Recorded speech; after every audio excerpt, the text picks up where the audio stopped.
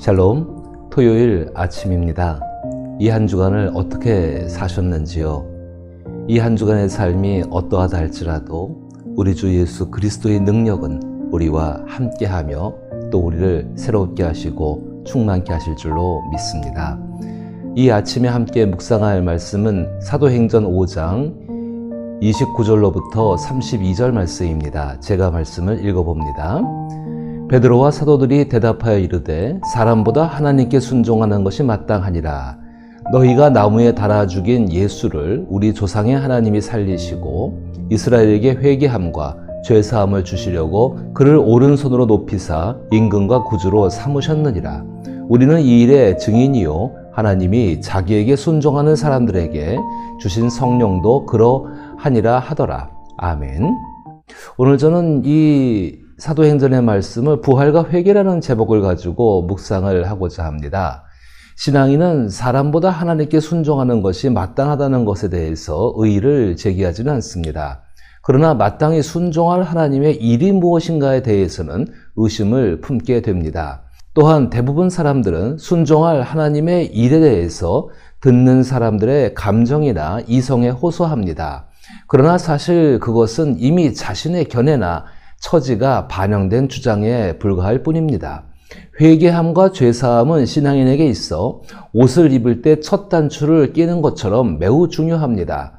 회개와 죄사함은 자신의 과거의 삶의 근거에서 이전과는 다른 현재와 미래를 만들겠다는 결단과 행동이며 거듭난 삶을 시작하고 거듭난 삶을 지속하게 하는 동기가 될 것입니다. 그래서 회개하고 죄사함을 받고 거듭난 삶을 살자는 것에 반대하는 사람은 없습니다. 그리고 회개하고 죄사함을 받고 그것을 지속해서 유지하는 거듭난 삶을 위해 성령께 우리는 도움을 구합니다. 초대교회 당시의 유대 공회가 초대교회를 박해한 것은 십자가에서 죽은 예수가 죽기 전에 행했던 일들이 사도들을 통해 재현되고 있었기 때문입니다. 그 결과 예수 한 사람이 백성들에게 인기를 받는 것도 유대의 공회원들에게 위협적이었는데 이제는 들불처럼 번져오는 예수의 가르침이 두려웠습니다. 그래서 그들은 초대교회의 지도자인 베드로와 사도들을 잡아들이고 신문했습니다. 그것이 오늘 본문의 내용입니다. 예수의 가르침이 더 이상 전파되지 못하게 하는 것이 목적이었습니다. 그들은 이미 회개하라, 천국이 가까웠다라고 가르친 세례 요한과 예수를 자기들의 주장대로 죽인 효과적인 경험이 있습니다. 그리고 죄사함의 권세가 예수 자신에게 있다고 말한 예수의 가르침은 죄사함의 권세는 하나님께 있다는 자신들의 주장을 넘어서지 못했습니다. 그것은 죄를 사하는 권세가 있는 자가 죄 때문에 죽는다는 것은 있을 수 없는 논리이기 때문입니다.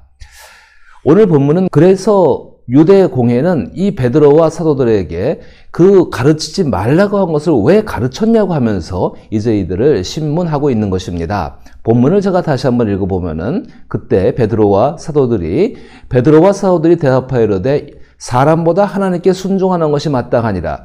너희가 나무에 달아 죽인 예수를 우리 조상의 하나님이 살리시고 이스라엘에게 회개함과 죄사함을 주시려고 그를 오른손으로 높이사 임금과 구주로 삼으셨느니라.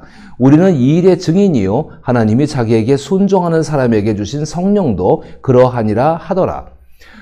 유대 공회원들이 주장하는 것은 부정할 수 없는 보편적인 주장입니다. 그런데 부정할 수 없는 보편적인 주장에 대해 초대교회의 지도자인 베드로와 사도들은 마땅히 순종할 하나님의 일을 너희가 나무에 달아 죽인 예수를 우리 조상의 하나님이 살리시고 이스라엘에게 회개함과 죄사함을 주시려고 그를 오른손으로 높이사 임금과 구주로 삼으셨느니라 라고 말합니다. 사람의 생각과 주장을 무력화시키는 것은 사건과 사실입니다. 그리고 사건과 사실은 아무리 강력하고 보편적인 생각과 주장이라도 거짓이 되게 합니다. 죽은 예수가 하나님에 의해 다시 살아난 것은 사실입니다. 그 사건으로 인해 부활하신 예수는 거듭난 삶을 시작하는 회개와 죄사함을 주고 지속하게 하는 임금과 구주가 되셨습니다.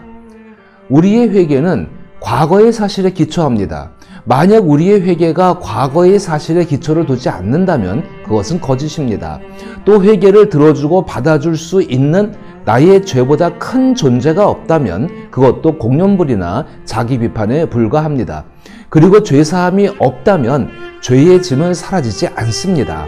주 예수의 부활은 우리의 과거에 대해 우리의 숨겨진 동기들까지도 우리보다 더 잘 알고 계시며 기꺼이 용서해 주시고 과거에 죄악된 사실을 인정하고 그것이 거짓된 삶이었음을 미워하며 떠나기를 원하는 사람의 손을 잡고 이끌어 거듭난 삶을 살게 하시는 임금이요 구주께서 함께 계심을 말하고 있는 것입니다.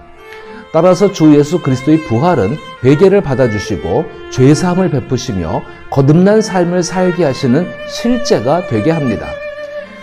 이제 우리 자신을 돌아보십시다. 나는 회개하고 죄사함을 받았는가에 관한 질문을 자신에게 던져보십시오.